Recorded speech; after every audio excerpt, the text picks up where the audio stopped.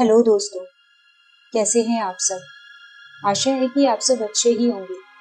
आज मैं आपके लिए एक नई कहानी सियाह लेकर आई हूँ। कहानी पसंद आए तो मेरे चैनल को सब्सक्राइब करना और वीडियो को लाइक करना ना भूलें। साथ ही साथ अगर आप चाहते हैं कि मैं भविष्य में भी आपके लिए ऐसी ही कहानियाँ लेकर आती रहूँ तो उनकी अपडेट्स पाने के लिए बेल आइकन को भी प्रेस कर दें। तो चलिए शुरू करते हैं। वो नितांत ही सुनसान जगह थी, मानो इस दुनिया की थी ही नहीं। रात का खटाटोप अंधेरा और मीलों तक पसरा हुआ घनघोर सन्नाटा। क्या वो जगह कोई जंगल थी या फिर मैदान या कोई खेत? कुछ भी तो समझ में नहीं आ रहा था। और तभी कहीं से एक कार उस तस्वीर में आ गई। एक सामान्य सी सफेद रंग की कार जो कि बहुत धीमे धीमे आगे बढ़ रही थी, मानो उस भयंकर अंधकार को अपनी हेडलाइट्स की नाकाफी रोशनी से और उस सन्नाटे को अपने कमजोर इंजन के घरघराते हुए स्वर से चुनौती देती हुई वो आगे बढ़ी जा रही थी। कार के मालिक की दशा भी उस कार से जुदा न थी। वह 30-32 वर्षीय एक युवक था जो किसी तरह उस कार को आगे बढ़ा रहा था, और वो कार जैसे बार बार कमजोर घरघराते इंजन की आवाज से अपना प्रतिरोध जता रही थी। हर बार कोशिश करने पर कुछ आगे बढ़ती और अटक जाती। सारा दोष कार का भी नहीं था, वो सड़क भी तो खस्ता हाल थी। कार एक बार फिर जोर से उछली और उसके ड्राइवर ने उसे संभालने की कोशिश की। ऐसा करना मुश्किल भी था क्योंकि उसका एक हाथ तो मोबाइल पकड़े हुए था। जाने किससे बात कर रहा था वो। नहीं, मैं ये नहीं कर सकता, मुझसे नहीं होगा, वो फिर फोन में गिड़गिड़ाया। एक हाथ स्टीयरिंग पर था और दूसरे से वो मोबाइल थामे हुए था। वो जैसे तैसे कार चला रहा था, मगर कार भी अब हिचकोले खाने लगी थी। उसने सामने देखा तो पाया कि अभी तक तो सड़क कुछ सीधी सपाट थी भी, लेकिन अब उस पर बड़े बड़े गड्ढे और उभरे हुए बोल्डर दिख रहे थे। तो तुम्हारे पास कोई और रास्ता है? फोन में दूसरी तरफ से एक अपेक्षाकृत शांत आवाज आई। नहीं, प्लीज प्लीज कुछ और, वो युवक फिर गिड़गिड़ाया और आगे आने वाले एक गड्ढे से बचने के लिए स्टीयरिंग को पूरा ही मोड़ दिया। वो बुरी तरह लहरा गया और उसका सिर हल्का सा खिड़की से टकरा गया। उसने कार रोक दी। देखो, मेरी बात सुनो, हम कोई ना कोई रास्ता निकाल लेंगे। मतलब मैं कोई ना कोई रास्ता निकाल ही लूंगा, लेकिन मुझे ये करने पर मजबूर मत करो प्लीज। वह फिर मोबाइल पर गिड़गिड़ाया। भूल जाओ, फोन की दूसरी तरफ से वही भावहीन आवाज आई। नहीं, ऐसा मत करो प्लीज, मैंने कहा ना, भूल जाओ। अरे लेकिन, हेलो हेलो, तुम सुन रहे हो? हेलो? वह युवक फोन में कई बार चीखा, मगर जवाब नहीं आया। फिर उसने कान से हटाकर फोन पर नजर डाली तो पाया कि अब नेटवर्क बिल्कुल ही जा चुका था। खींचते हुए उसने फोन परे फेंक दिया।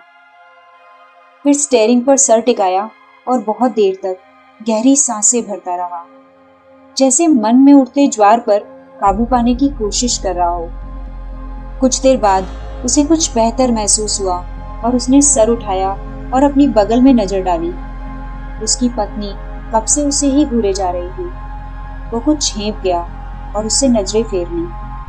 वो खुद बहुत परेशान था, मगर उसकी पत्नी अपेक्षाकृत शांत लग रही थी। यही खासियत थी उसकी, चाहे कितनी भी विषम परिस्थितियां क्यों ना हो, वह कभी हार नहीं मानती थी, कभी धीरज नहीं खोती थी। तभी तो वह उसकी ताकत थी, मगर अधिकांश मामलों में वो उसकी सुनता तो था, लेकिन मानता कम ही था। अब क्या? वो संतुलित स्वर में बोली। जवाब में उसके पति ने कंधे उचका दिए।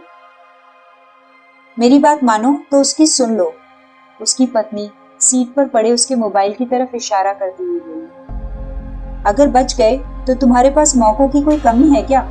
मगर तुम ऐसे ही अपनी जिद पर अड़े रहे तो सब कुछ गवा दो। पागल हो गई हो? नहीं होगा मुझसे ये सब, वो गुस्से से बोला। लेकिन नहीं, कह दिया ना, हम चले जाएंगे यहाँ से।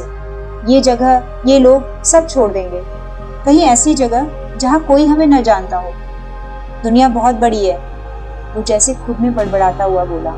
साफ दिख रहा था वो किसी से बचकर भाग रहा था। उसकी पत्नी उसे देखती रही। क्या हुआ, तुम्हें मेरा यकीन नहीं? नहीं, वो सपाट स्वर में बोली, और उसका पति उसे घूरने लगा। क्योंकि सब कुछ छोड़ना अगर इतना ही आसान होता तो तुम यूं भाग नहीं रहे होते। अरे मान लो ना उसकी बात। अरे यार तुम, उसने खींचकर स्टीयरिंग पर मुक्का मारा। तुम समझती क्यों नहीं? बाकी सब ठीक है, लेकिन मैं तुम्हें खतरे में नहीं डाल सकता। कह रहा था मेरे साथ मत आओ। वह दांत पीसता और सर झटकता हुआ बोला। तुम्हारा दिमाग तो ठीक है। उसकी पत्नी भी अब गुस्सा गई। तो क्या मैं अपनी मर्जी से आई हूं?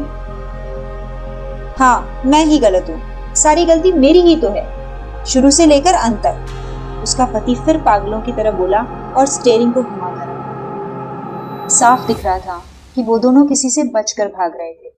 वो जाने कब से कार भगाए पड़ा था और अब तो ऐसी जगह आ चुके थे कि आगे उन्हें कुछ सूझ भी नहीं रहा था। क्या ये जंगल था? नहीं, पेड़ उतने घने भी नहीं थे, लेकिन था कोई निर्जन इलाका ही। इतनी देर हो गई थी उसे कार चलाते हुए, मगर कोई भी उन्हें रास्ते में नहीं मिला था। बाहर अंधेरा था जो खत्म होने का नाम ही नहीं ले रहा था, और एक टूटी फूटी सड़क जो कि उनकी दिक्कतें बढ़ाने के मामले में इसी अंधेरे की साथ ही जान पड़ती। मतलब रही सही कसर वो पूरी कर रही थी, और वो दोनों बस किसी तरह बढ़े जा रहे थे। और फिर वही हुआ जो होना एक हद तक अपेक्षित भी था। कार धुआं छोड़ती हुई रुक गई। उस युवक ने फिर गुस्से से गाली बकी, फिर पागलों की तरह उसे फिर से स्टार्ट करने की कोशिश करने लगा। अरे अब चल भी जा यार, इंजन गर्म हो गया है, हमें पानी की जरूरत है, उसकी पत्नी ने कहा, और उसने दहशत से अपनी पत्नी की तरफ देखा। फिर कार से बाहर देखने लगा, जहां काली भयानक रात के अनंत अंधकार के सिवा कुछ भी न था। मैं कार से नहीं उतरूंगा, वो फिर अपनी पत्नी से बोला। पागल हो गए हो? तो क्या पानी खुद चलकर तुम्हारे पास आएगा?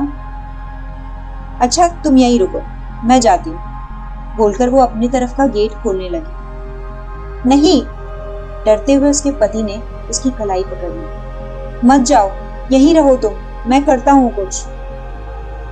अब हम इस तरह यहाँ बैठे तो नहीं रह सकते ना, उसकी पत्नी खींचती हुई बोली।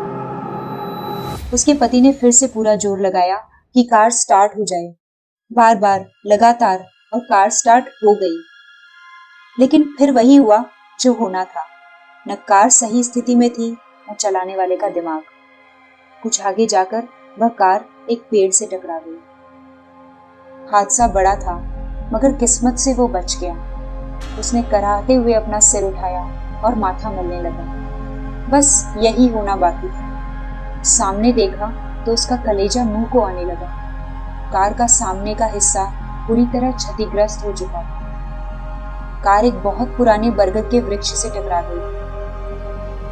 बरगद का वृक्ष, मतलब संयोग देखो कि वो कोई दूसरा पेड़ भी तो हो सकता था, मगर वो बरगद था, जिस पेड़ से उसे डर भी लगता था और नफरत भी थी। कार की एक हेडलाइट भी फूट गई थी।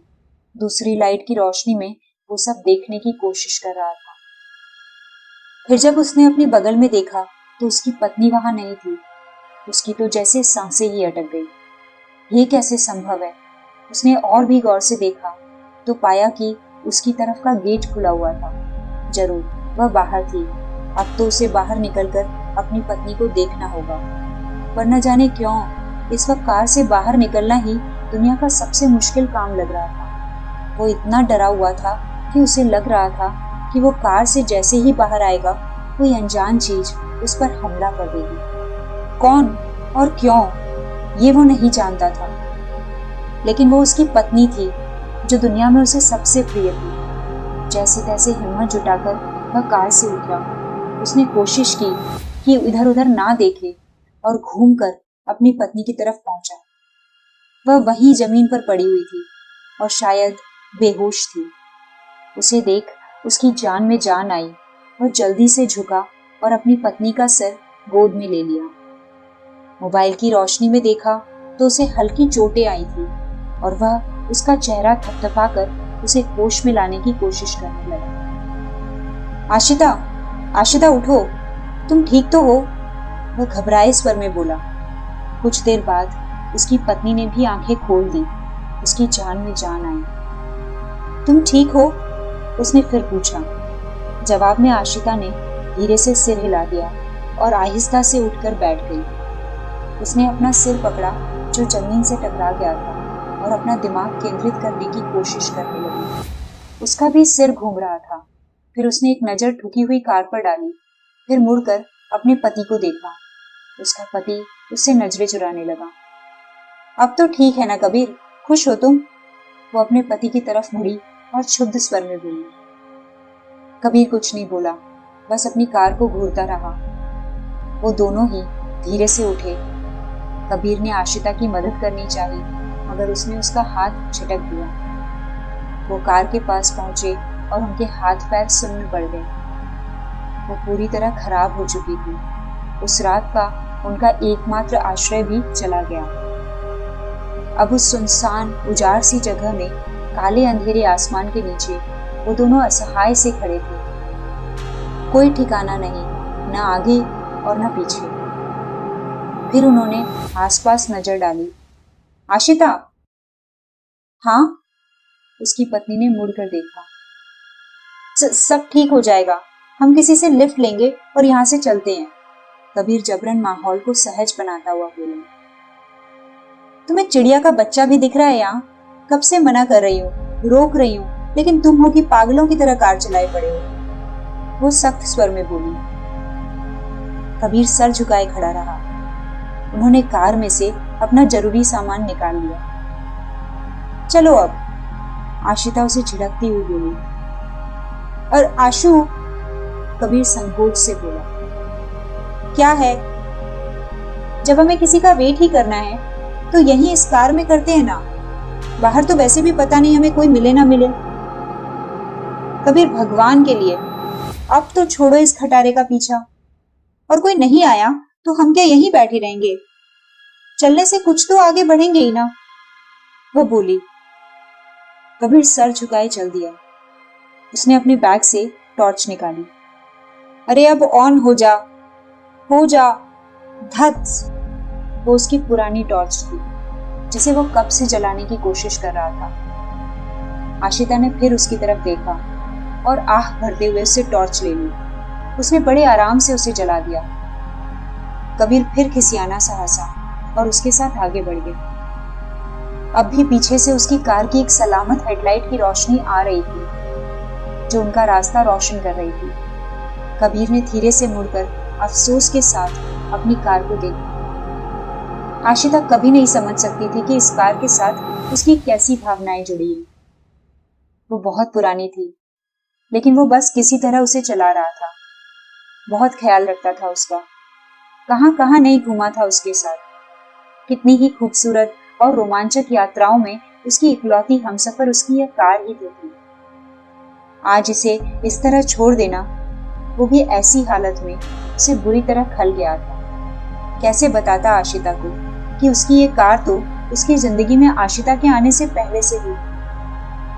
वो चलते रहे और कबीर का दिल डूबता जा रहा था। आगे वह सड़क और भी खराब थी, टूटी फूटी, कीचड़ से भरी हुई। शायद यहाँ कुछ देर पहले बारिश हुई थी। वह कई बार लड़खड़ा जाते और सबसे बुरी बात, आसपास कोई नहीं था। आशिता को भी अब खींच उठ रही थी। आखिर कबीर की बेवकूफी से ही वो इस झमेले में फंस गए थे। बस कर यार, ये रास्ता तो खत्म होने का नाम ही नहीं ले रहा है, कबीर दर्द भरी आवाज में बोला।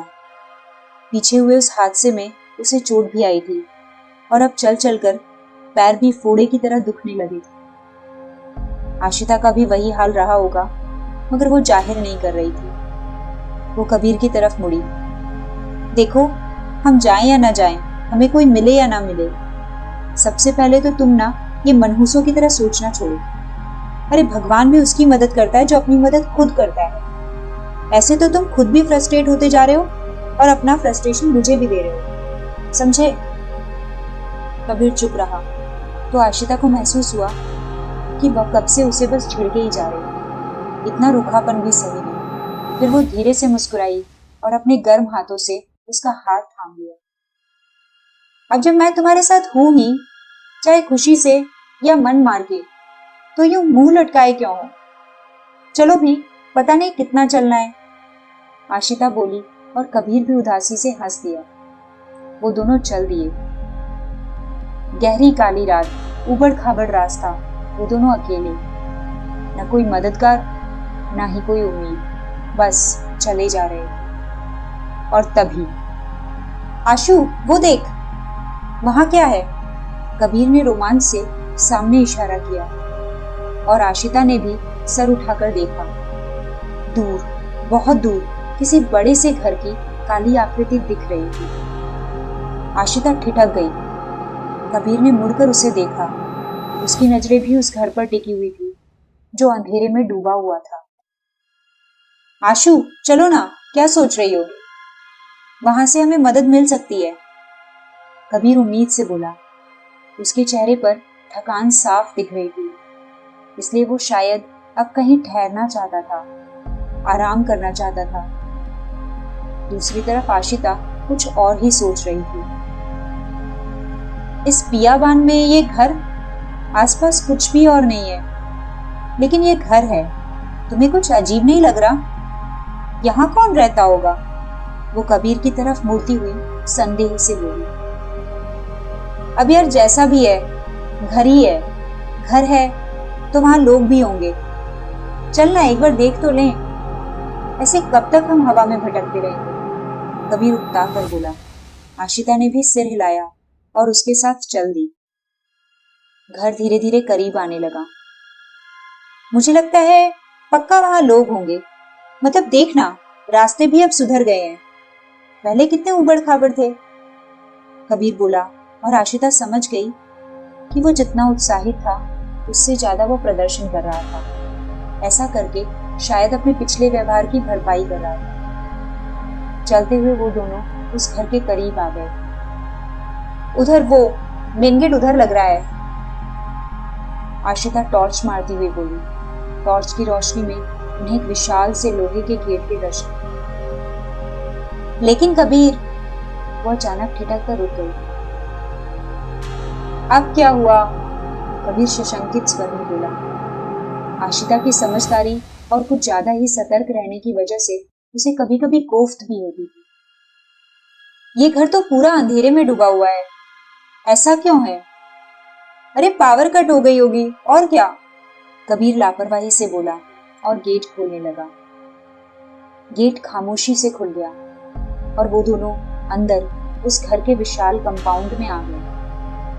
फिर कबीर पलटकर गेट को घूरने लगा। क्या हुआ? अजीब है, इतना भारी गेट और खुलने पर जरा भी आवाज नहीं हुई ना। तुझे क्या रामसे ब्रदर्स की फिल्म याद आ रही है अभी? अब चल, आशिता बोली। कबीर और आशिता बहुत देर तक उस घर के सामने खड़े उसे घूरते रहे। वो दोनों ही अब तय नहीं कर पा रहे थे कि अंदर जाएं या नहीं। यहाँ तक कि कबीर, जो कि इस घर में आने को लेकर इतनी जल्दी मचा रहा था, उसे भी लग रहा था कि अंदर उनके साथ कुछ गड़बड़ ना हो। अंधेरे में डूबा वो विशाल 2 मंजिला घर अजीब तरह से भुतहा लग रहा था। अब खड़े कब तक रहेंगे, चल, बोलकर आशिता ने अपनी जीन्स के पॉकेट में हाथ डाला और एक हाथ कबीर के कंधे पर रख दिया। वो दोनों आगे बढ़े और घर के मुख्य दरवाजे पर आए। नॉक करें? डोरबेल तो दिख नहीं रही है, आशिता फुसफुसा कर बोली और गौर से दरवाजे को देखा। अपने आप उसके दिमाग में आ रहा था कि अंदर लोग होंगे, वो शायद किसी को डिस्टर्ब कर रहे हैं। क्या यार, इतना शानदार घर और डोरबेल भी नहीं, मेरा बस चले तो मैं ही लगवा दूं, कबीर अजीब से स्वर में बोला। वो उस घर को घूरे जा रहा था जैसे वो उसे बहुत पसंद आया हो। क्यों, तुम्हारा घर है? आशिता चिढ़कर बोली और बिना उससे पूछे दरवाजा खटखटाने लगी। अरे ये तो खुला है। वो भारी सदमे से फुसफुसाई और कुछ कदम पीछे हट गई। कबीर भी उस दरवाजे को घूरने लगा जो कुछ इंच खुल गया था। अंदर अंधेरा था और कबीर को अंदर से महसूस हो रहा था जैसे बाहर बिखरा हुआ अंधेरा उस घर में फैले अंधेरे के आगे कुछ भी नहीं था। दरवाजे के खुल जाने से 2 इंच की झिर्री बन गई थी। ऐसा लग रहा था वो झिर्री मीलों गहरी होगी। कितने देर तक दोनों खामोशी से खड़े रहे। फिर शायद घर के मालिक ने खुला छोड़ दिया होगा, कबीर बोला और आगे बढ़ा। आशिता पीछे से आकर उससे चिपक गई। दोनों एक दूसरे की बढ़ी हुई धड़कनें साफ सुन पा रहे थे। उन्होंने अंदर प्रवेश किया और वो उन्हें किसी लॉबी जैसी जगह लगी। कबीर दरवाजे के बगल में दीवार पर टटोलने लगा। वैसे तो उनके पास टॉर्च थी, मगर आशिता डर के मारे उसे जला ही नहीं रही थी। उन दोनों को ही प्रबलता से यह एहसास हो रहा था कि कोई उन पर नजर रखे हुए है। और तभी एक जोरदार स्वर उभरा और आशिता की चीख निकल गई। कबीर ने जल्दी से उसका मुंह बंद किया और उसके समेत झुक गया। उसे वो आवाज गन फायर की लगी थी। तो क्या कोई वहां था जो उन पर गोली चला रहा था? वो कितनी देर तक उसी उकड़ू अवस्था में बैठे रहे। उन्हें सांस लेने से भी डर लग रहा था। तभी कुछ आकर धीरे से आशिता से लगा और उसकी घुटी हुई चीख निकल गई। आशिता क्या हुआ? कबीर फुसफुसा कर बोला। यहाँ कुछ है जो। अरे! और आशिता ने हाथ बढ़ाकर उस चीज को उठा लिया जो उससे आ लगी थी। उसने उसे टटोला और हैरान हुई।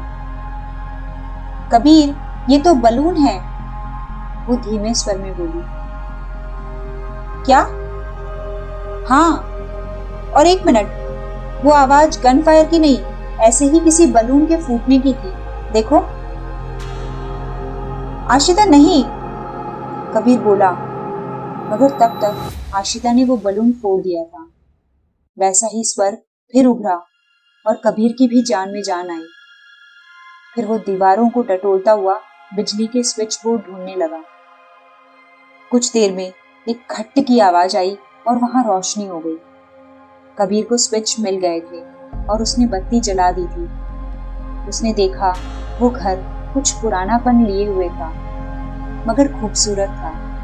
पुराना एंटिक फर्नीचर, दीवार पर लगी तस्वीरें, सिल्क के भारी पर्दे, कालीन, सब कुछ उम्दा था। कोई है? आशिता ने आवाज लगाई और कबीर चिढ़ गया। वो तो उस घर को निहारने में जैसे खो सा गया था। अरे घर पर कोई है क्या? वो फिर बोली, मगर जवाब खामोशी ने दिया। वहां कोई नहीं था। अब क्या करें? वो कबीर की तरफ मुड़ी। कबीर जैसे सुन ही नहीं रहा था, बस मुंह फाड़े हर तरफ देखे जा रहा था। कबीर, होश में आओ, कहाँ गुम हो? आशिता अब की बार खींचती हुई ऊंचे स्वर में बोली। शोर मत करो, कबीर बोला। अरे खाली है ये घर, कोई नहीं है यहाँ। आओ देखते हैं, कबीर बोला और आशिता उसके पीछे चल दी। आशु, ये देख, कबीर हकलाता हुआ सा बोला। हॉल में थोड़ा और अंदर जाने पर उसने देखा कि वहां काफी सारी सजावटें थी। गुब्बारे, फीतों, फूलों, जालियों से सब सजाया गया था। सेंटर टेबल पर एक बड़ा सा केक रखा हुआ था। जरूर यहीं से वो गुब्बारा उड़कर उन तक पहुंचा था। ये क्या है? ये सब तो किसी पार्टी जैसा लगता है। लेकिन इस भूत बंगले में पार्टी कर कौन रहा है? यहाँ तो कोई भी नहीं है। कहीं इस घर के लोगों के साथ कोई अनहोनी तो नहीं घट गई? आओ बाकी जगह देखते हैं। वो उस घर का मुआयना करने लगे। अजीब बात थी कि वहां कोई नहीं था और ना ही ऐसे कोई निशान मिल रहे थे कि कोई कभी वहां रहता भी होगा। सब देखा उन दोनों ने। घर का विशाल लिविंग रूम, भव्य ड्राइंग रूम, किचन, सब व्यवस्थित थे, लेकिन बिल्कुल ही अनछुए भी। फिर वो सीढ़ियां चढ़ने लगे। ऊपर सिर्फ बेडरूम थे और उस घर की विशाल टेरेस भी थी। बेडरूम का भी वही हाल था, किसी भी बिस्तर पर कोई सिलवट नहीं। बाथरूम में भी झांक कर देखा तो कोई इस्तेमाल किया हुआ तौलिया, कोई बाथरूम चप्पल तक नहीं। डस्टबिन भी खाली पड़े थे। यार कितना अजीब है ना, इतने बड़े घर में कोई नहीं, आशिता बोली। कबीर सोचता रहा। हो सकता है ये रेंटल हो, कभी कभी लोग यहाँ आते हो, और अभी फिलहाल ये पूरी तरह खाली हो, कबीर बोला। हालांकि उसे अपनी कही हुई बात ही बहुत खोखली लग रही थी। आशिता भी अविश्वास में सिर हिलाने लगी। ऐसा कहीं होता है भला? मुझे अजीब लग रहा है, चलो चलते हैं यहाँ से। आशिता वापस जाने के लिए मुड़ी। आशु रुको ना, कबीर जल्दी से उसके सामने आ गया। हमें रात ही तो बितानी है ना, घर अजीब ही सही, मगर बाहर भटकने से तो बेहतर है ना। हम ठहरते ना यहाँ, सुबह होते ही चले जाएंगे, प्लीज यार मान जा। कबीर उसका हाथ पकड़ता हुआ बोला। आशिता ने गौर से उसे देखा, फिर एक हाथ उसके चेहरे पर फिराया। उसके रूखे उलझे हुए से बाल, माथे पर लगी वो हल्की सी चोट जो उस हादसे में उसे आई थी, उसके रूखे खुरदरे से होठ, उसके स्पर्श पर कबीर ने आंखें बंद कर ली। आशिता उसे देखती रही। वह जानती थी कि कबीर को अंधेरे से डर लगता है। ठीक है, बस आज रात वो दोनों यहाँ रुक जाएंगे। ओके, हम रुकते हैं, पर अभी भी पर कितने पर लगाती हो यार? उसका हाथ पकड़ते हुए कबीर बोला। आशिता फीकेपन से हंस दी। एक बात याद आ गई, कहीं पढ़ी थी मैंने। क्या? इंसान की मुसीबत जानते हो कब खत्म होती है? कब? जब वो उससे भी बड़ी किसी दूसरी मुसीबत में फंस जाता है। वो चारों तरफ उस घर को देखती हुई बोली। बस भी करो अब, ये खाली पड़ा घर है, कोई मुसीबत नहीं। अगर वाकई खाली पड़ा है तो कोई बात नहीं, लेकिन क्या लेकिन? सोचकर ही डर लगता है कि अगर कोई यहाँ रहता होगा तो वो कौन होगा, कैसा होगा, और कहीं वो अभी आ जाए तो? तुम्हें मजा आता है ना मुझे डराने में? कबीर चिढ़ गया। आशिता हंस दी। मुझे ये बेडरूम ठीक लग रहा है, इससे टेरेस लगा हुआ है और सीढ़ियां भी, अगर कोई जरूरत पड़ ही गई तो। आशिता ने एक कमरे की तरफ इशारा किया। तो चले? कबीर उसके करीब आता हुआ अलग ही अंदाज से बोला। ज्यादा रोमांटिक मत हो, जाओ नीचे की सारी लाइट्स ऑफ करके आओ, सब वैसा ही कर दो जैसा ये घर हमें मिला था। आशिता उसे खुद से दूर करती हुई बोली। क्यों? अरे आसपास कुछ भी नहीं है, लाइट्स की वजह से लोगों का ध्यान जाएगा इस घर की तरफ। अब जाओ, हम यहाँ छिपकर बस ये रात बिताएंगे। ओके मैम, बोलकर कबीर नीचे चला गया। उसने जल्दी जल्दी सारी लाइट्स बंद कर दी। फिर अंधेरा हो गया और इससे वो कुछ घबरा गया। फिर वो बाहरी दरवाजे की तरफ बढ़ा, उसे अंदर से बंद करने के लिए। ये जरूरी था सुरक्षा की दृष्टि से, पर जो ही वह उस दरवाजे के पास पहुंचा, उसे एक झटका लगा। उसका हलक सूखने लगा। वो दरवाजा जो उन्हें आते समय खुला हुआ मिला था, फिलहाल बाहर से बंद। दरवाजे के हैंडल पर रखा उसका हाथ पसीने से गीला हो गया। उस दरवाजे को बाहर से किसने बंद किया? ये घर तो सूना पड़ा हुआ था ना, तो फिर कौन आ गया? अचानक उसके कानों में आशिता की आवाज गूंज गई। इंसान की मुसीबत तभी खत्म होती है जब वो एक नई, उससे भी बड़ी मुसीबत में फंस जाता है। क्या वाकई वो दोनों भटकते हुए इस अजीब से घर में आ फंसे थे? क्या ये घर उनकी नई मुसीबत था? वह जल्दी से ऊपर को भागा। उसे सब कुछ आशिता को बताना होगा, मगर आशिता के पास भी उसके लिए एक वैसा ही खास तोहफा था। आशिता, वो ऊपर आता हुआ बोला। आशिता तो जैसे कुछ सुन ही नहीं रही थी। वो भूत बनी एक बंद दरवाजे को घूरे जा रही थी। कबीर भी उसे घूरने लगा। वहां 4 बेडरूम थे, 3 उन लोगों ने चेक कर लिए थे और चौथा ये सोचकर छोड़ दिया था कि जरूर ये भी बाकी तीनों की तरह ही खाली पड़ा होगा। मगर अभी गौर से देखने पर कुछ और ही सामने आ रहा था। उस कमरे के बंद दरवाजे के नीचे से रोशनी का आभास हो रहा था। उस बंद दरवाजे के नीचे वो पतली सी पीली रोशनी की धारी। तो क्या अंदर रोशनी थी? अंदर कोई था? कैसे? इस घर में तो अब तक हर तरफ उन्हें अंधेरा और सुनापन ही मिला था ना। तो क्या इस आखिरी कमरे में कोई मौजूद था? कौन? इस घर का मालिक? उन दोनों का ही मुंह खुला हुआ था, धड़कनें बढ़ी हुई थी और रोंगटे खड़े हो गए थे। दोनों ने ही घबराकर एक दूसरे को देखा, जल्दी से एक दूसरे का हाथ पकड़ लिया। आशिता ने तुरंत अपने होठों पर उंगली रखी और उसे दबे पांव दूर हटने को कहा। जब वो उस आखिरी कमरे से काफी दूर आ गए तो वो फुसफुसा कर बोली, चुपचाप वापस चलो, अभी नहीं जा सकते, बाहर का दरवाजा बंद है, वो भी बाहर से, हम फंस गए हैं। कबीर भी उसी स्वर में बोला। मारे दहशत के आशिता ने मुंह पर हाथ रख लिया। कबीर, अब क्या? जाने अंदर कौन हो?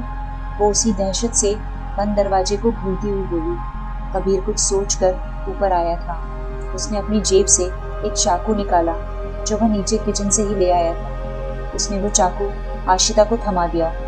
वो भी हैरानी से उसे देखने लगी। कोई चारा नहीं, हमें चांस लेना ही होगा, चलो देखते हैं अंदर कौन है, कबीर बोला और धीरे से एक कदम आगे बढ़ाया। आशिता ने उसे पकड़ लिया। कबीर रुको। आशु, ये भी तो हो सकता है कि अंदर जो कोई भी है वो हमारी मदद ही कर दे। हम बुरा ही क्यों सोच रहे हैं? इस घर का मालिक कोई एकांत में रहने वाला बंदा भी तो हो सकता है ना, देखना तो पड़ेगा ना, कबीर ने कहा और आशिता ने धीरे से सिर हिलाते हुए उसे छोड़ दिया। वो आगे बढ़े। कबीर ने भी एक स्टूल उठा लिया। दूसरे हाथ से वो उस दरवाजे की मूठ थाम ली और फिर आशिता की तरफ मुड़ा। तैयार? वो धीरे से बुदबुदाया। आशिता का भी चाकू वाला हाथ सामने था। वो भी डर से कांप रही थी। बावजूद इसके उसने दृढ़ता से हाँ में सिर हिलाया। कबीर ने एक गहरी सांस ली और एक झटके से दरवाजा खोल दिया। वो बहुत ही तनाव से भरा क्षण था। वो कमरा भी खाली ही निकला, लेकिन उसे क्षण में इतना रोमांच भरा हुआ था मानो अंदर कदम रखते ही एक बर्फीली लहर उनसे होती हुई गुजर गई हो। अभी वो दोनों कुछ राहत में थे, लेकिन दरवाजा खोलने तक वो दोनों पसीने से नहा गए थे। कमाल है, यहाँ भी कोई नहीं है, आशिता बोली, जिसकी समझ में नहीं आ रहा था कि इस बात पर राहत महसूस करे या पिछली दीवार से सर मार ले। नहीं आशिता, यहाँ फिलहाल कोई नहीं, पर इस कमरे में कोई ना कोई रहता तो जरूर है, कबीर ने कहा और बिस्तर की तरफ इशारा किया। उसकी सिलवटें बता रही थी कि कोई उस पर सोया था। ये कमरा बाकी कमरों की तुलना में छोटा जरूर था, मगर कुछ अस्त व्यस्त सा भी था। वहां किताबें बिखरी हुई थी, कुछ अधजले सिगरेट के टुकड़े कोने पर रखी एक एस्ट्रे में पड़े हुए थे। वहीं एक कुर्सी जरा तिरछी सी पड़ी हुई थी। मतलब कोई वहां रहता था, मगर कौन? तभी आशिता ने पीछे से उसकी शर्ट खींची। कबीर ने उसकी तरफ देखा तो उसने धीरे से उस कमरे के अटैच्ड बाथरूम की तरफ इशारा कर दिया। उन्होंने बाथरूम में भी देखा, मगर वहां कोई नहीं था। उस कमरे की कोई बालकनी भी नहीं थी। फिर उन दोनों का ही ध्यान उस चीज की तरफ गया जिसकी वजह से वे दोनों अंदर आए थे, उस कमरे की रोशनी। वहां एक छोटी सी गोल मेज पड़ी हुई थी। वो किसी महंगी लकड़ी की बनी पुरानी नक्काशीदार मेज थी। उसी मेज पर रखा हुआ था वो पुराने जमाने का लैम्प जिसकी की वो रोशनी थी। दोनों ने फिर एक दूसरे को देखा। मतलब अच्छे खासे घर में जहां लाइट भी थी, भला लैंप का क्या काम? वो और भी करीब गए तो मेज पर रखी तीसरी वस्तु पर उनकी नजर पड़ी। वो एक किताब थी, एक मोटी सी किताब, शायद किसी कहानी की। आशिता आगे बढ़ी तो देखा कि लेखक के नाम की जगह सियाह दर्ज था। जरूर ये किसी लेखक या लेखिका का पेन नेम होगा। फिर उसने एक पन्ना पलटा और चिहुक पड़ी। ऐसा लगा कोई उस कमरे में खड़ा हो, या फिर ये कोई हवा का झोंका था जो उस कमरे की खिड़की से आया। वो कमरा, उसकी गहरे रंग की दीवारें, ये छोटी सी मेज, इस पर रखा ये पीली रोशनी वाला लैंप, ये किताब सब कितने अजीब और रहस्यमयी लग रहे थे। फिर उसने देखा कि कहानी शुरू होने से पहले प्रस्तावना के साथ ही कुछ पंक्तियां लिखी हुई थी। ये गुजरे जमाने के मशहूर लेखक पागल की पंक्तियां थी। एक कलमकार कभी भी कुआं नहीं खोदता। ये सख्त जमीन पर कुदाल चलाने वाला काम तो बिल्कुल भी नहीं है। हर जहन में जज्बातों की एक उफनती हुई नदी होती है और एक कलमकार को बस उसी नदी का रुख सही दिशा में मोड़ना होता है। हाँ, मसला ये जरूर है कि कभी कभी वो नदी अपने किनारों को तोड़कर बह जाती है और सब तबाह कर देती है, सब कुछ। दोस्तों, आपको ये कहानी कैसी लग रही है कमेंट सेक्शन में जरूर बताइएगा। साथ ही साथ अगर कहानी पसंद आ रही हो तो इसे जितना हो सके उतना शेयर कीजिए ताकि आपके साथ साथ और लोग भी इस कहानी का मजा ले सकें। दोस्तों, मैं इस कहानी का अगला पार्ट लेकर जल्द ही वापस आऊंगी। तब तक के लिए बने रहिए।